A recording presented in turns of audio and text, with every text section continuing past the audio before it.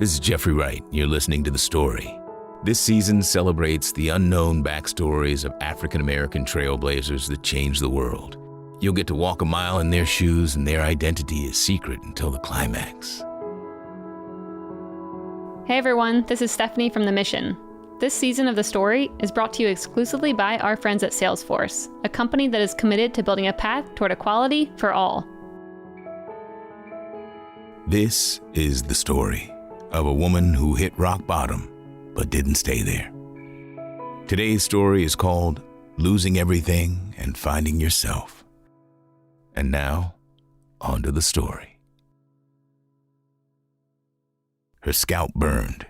She ran her hand through her hair, wincing in pain. Slowly, she glanced down at her palm. It was covered in hair. Sarah was only 20 years old, and her hair was falling out in clumps. She blinked back tears and stared at her balding reflection in the mirror. She tried to contain her emotions, but finally she broke down, crying. Thankfully, Sarah's daughter was in another room and couldn't hear her. She wiped her tears away and wondered why everything was a struggle. It had been a horrible month. Her husband had died. She couldn't find work. Now she and her child were going hungry. This pain was bad, but it was nothing compared to what she faced as a child. At 7 years old, both of her parents had died, and she was on her own in a world that couldn't care less. On top of all this, her head hurt, and it seemed like she was losing hair each day. The hair problems added insult to her injuries. In those days, the only shampoo for women caused dandruff, baldness, and sometimes skin disorders. An inconsistent diet and infrequent opportunities to bathe made these issues worse. Sarah took another deep breath. She had no money or nearby family to offer support. It was overwhelming, but her daughter was counting on her. With her head bowed, she prayed for help. When her thoughts focused on her daughter, she gained the strength to look outward. She looked out at the city around her and realized she wasn't alone. In the city she lived in, she noticed a common thread amongst the women. Their hair was in shambles. Their scalps hurt. They were miserable too. Instantly, she knew what to do. She would find a way to solve her own problem, and maybe in doing so, she could solve the problems of those around her. She wasn't sure where to start, but she got to work anyway. After scraping together a few dollars, she took off on a cross-country trip. She packed up a handful of belongings and her daughter and left for St. Louis. When they arrived, she found a bustling town. She met up with her family, and after asking around, she landed a job earning $1 a day doing laundry. Instead of crying at night, now she was breathing sighs of relief. She could provide for herself and her daughter. They would be okay. It wasn't a glamorous job, but it paid the bills. Soon, days turned into months, and months turned into years.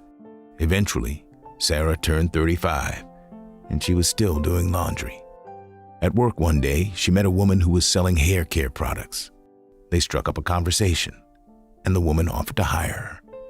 Sarah jumped at the chance and learned what she was selling inside and out. The job was demanding. It was door-to-door sales, and her salary was based entirely on commission. Most doors got slammed in her face. But slowly, Sarah began to recognize a pattern.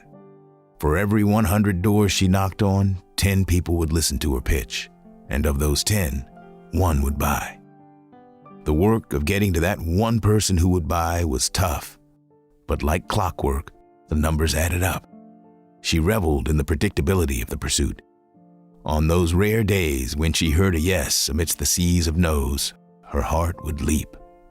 Life wasn't perfect, but it wasn't as dark as it used to be. She was still making around $1 per day, but now she was learning skills. She knew how to sell. In her spare time, she began to brainstorm ideas for her own products. How could she invent something even better than the hair and skincare products that she was currently selling? She kept working and trying to figure out how to make a better shampoo. Not long after, she met a man. Soon they were married, and she had another daughter. With a growing family and more financial resources, they moved to Denver, Colorado. It's been said that no one can become a prophet in their own hometown. Now that she was in a new town, she reinvented herself. She marketed herself to the community as an independent hairdresser and retailer of cosmetic creams. At her home, she developed her own line of hair care products. They weren't perfect, but they were far better than anything currently on the market.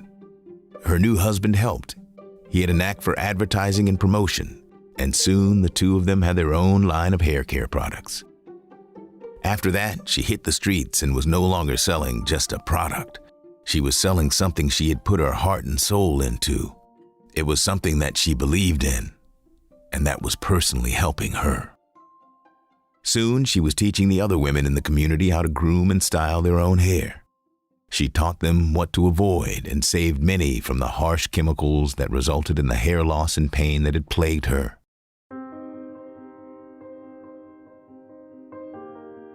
As her business grew, so did Sarah's daughter. At 21, her daughter began running the mail order division of their business and managed the Denver operations. She held down the fort at home so that Sarah and her husband could travel around the southeastern U.S. to find places to expand further. A few years later, the family relocated to Pittsburgh. There, they opened a beauty parlor and salon and a college to train new team members. The couple also created a new salon in Indianapolis and another in New York City. They began building or acquiring houses, factories, salons, labs, and schools to train a large number of salespeople. Sarah wasn't just selling hair care products that worked. She was leading a movement. By this time, her company employed thousands of women as sales agents, and they created jobs for over 20,000 more. This all happened back in the early 1900s, and maybe you can't figure out who Sarah was. That's because back in those days when a woman became wildly successful, people often gave her a new name. They would call her Madam. Sarah Breedlove took the name Madam C.J. Walker. Madam C.J. Walker came from nothing and became one of the most successful entrepreneurs in history. Just a fraction of those trials would crush most people, but not Madam C.J. Walker.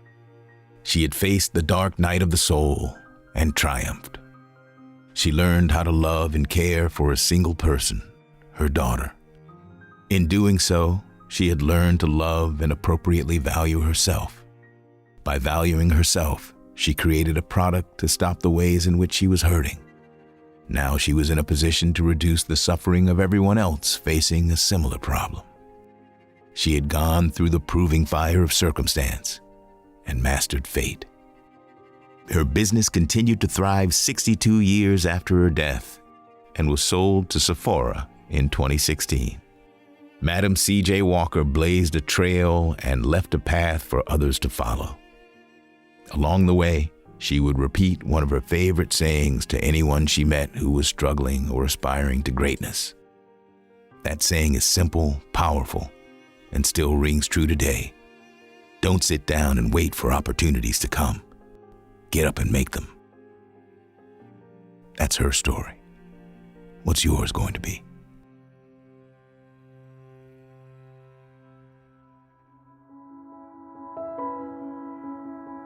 Thanks for listening to The Story. If you love this story and want more, tap subscribe to make sure you don't ever miss an episode.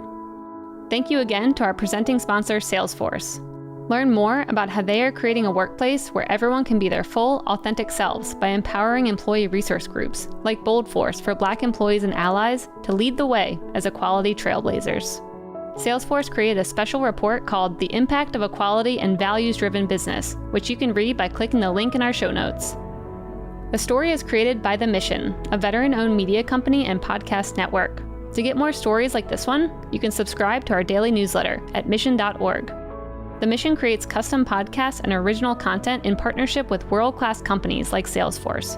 To learn more about how you can sponsor an original podcast, head over to mission.org/studios.